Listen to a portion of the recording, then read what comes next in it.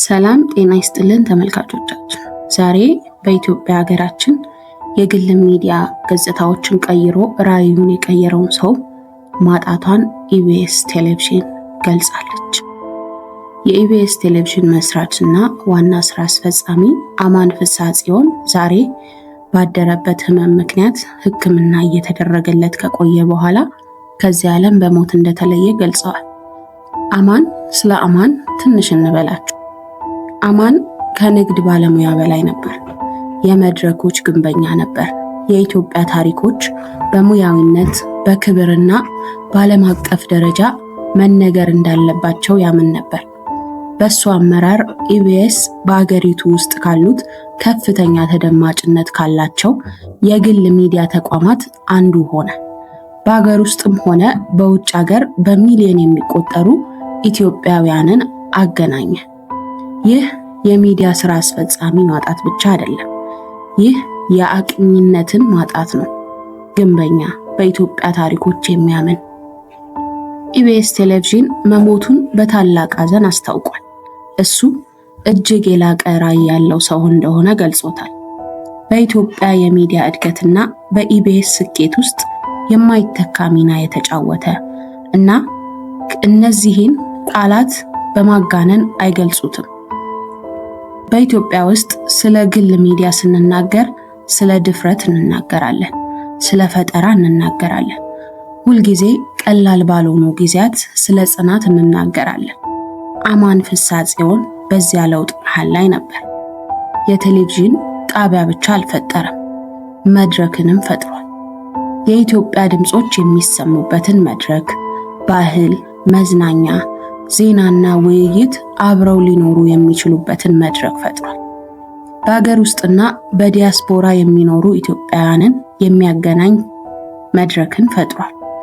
በኢቢኤስ አመራር ስር በኢትዮጵያ ውስጥ በጣም ታዋቂ ከሆኑ የግል ሚዲያ ተቋማት አንዱ ሆነ። ነገር ግን እድገት ደረጃ አሰጣጥ ወይም ቁጥሮች ብቻ አልነበረም፣ ስለ ተጽዕኖ ነበር። አስፈላጊ የሆኑ ታሪኮችን ስለማውራት ነበር።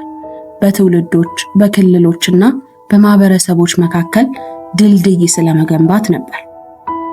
እውነተኛ አመራር ጮክ ብሎ አይደለም፣ የተረጋጋ ነው። ከአማን ጋር የሰሩ ሰዎች እንደ ዲሲፕሊን፣ ወደፊት የሚያስብና ጥልቅ ቁርጠኛ አድርገው ይገልጹታል። በሙያዊነት ያምን ነበር። ደረጃዎችን በማሳደግ ያምን ነበር። የኢትዮጵያ ሚዲያዎች በዓለም አቀፍ ደረጃ ሊወዳደሩ፣ ተጽዕኖ ሊፈጥሩና በልበ ሙሉነት ሊቆሙ እንደሚችሉ ያምን ነበር። ምናልባትም ከታላላቅ ጥንካሬዎቹ መካከል አንዱ ራዕዩ ነበር። ራዕዩ ለሌሎች ገደብን የሚያዩበት፣ እድልን የሚያዩበት ማየት ነው። የግል ሚዲያዎች አሁንም እየተሻሻሉ በነበረበት ወቅት አማን እድልን አየ። የታሪክ አተራረክን ኃይል ተመልክቷል። የውክልና አስፈላጊነትን ተመልክቷል። ሚዲያ ንግድ ብቻ እንዳልሆነ ተረድቷል። ኃላፊነትም ጭምር ነው። ጠቅላይ ሚኒስትር አብይ አህመድ አማንን በኢትዮጵያ የግል ሚዲያ ልማት ውስጥ ወሳኝ ሚና ከተጫወቱት መካከል አንዱ አድርገው በመቁጠር ሐዘናቸውን ገልጸዋል።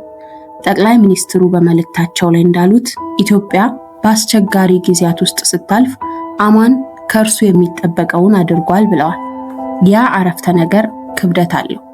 ምክንያቱም አስቸጋሪ ጊዜያት ገጸ ባህሪን ስለሚፈትኑ እና እሱን የሚያውቁትና ስራውን የተመለከቱ ሰዎች እንደሚሉት አማን ፈተናዎች ሲከሰቱ ወደ ኋላ አይልም፣ ወደፊት ዘንበል ይላል፣ ጸንቶ ይቆማል፣ መገንባቱን ይቀጥላል።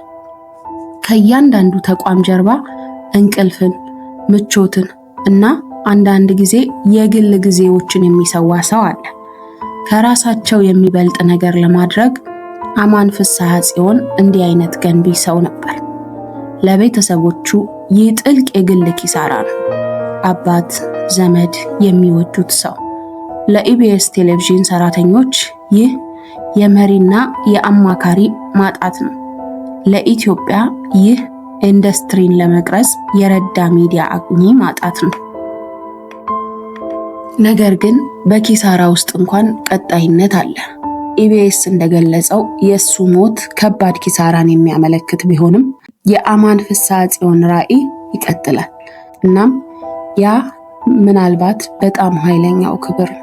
ምክንያቱም እውነተኛ ራዕይ ከባለ ራዕዩ ጋር አይሞትም፣ በገነባቸው ስርዓት ውስጥ ይኖራሉ።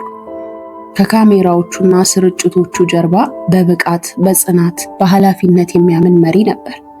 የእሱ ውርስ በሚተላለፍባቸው ፕሮግራሞች በተነገረው እያንዳንዱ ታሪክና በጉዞ ተመስጠው በተነሳሱት እያንዳንዱ ወጣት የሚዲያ ባለሙያ ላይ ይኖራል። በሰላም ይረፍ። ራዕይ ይቀጥላል። እናመሰግናለን።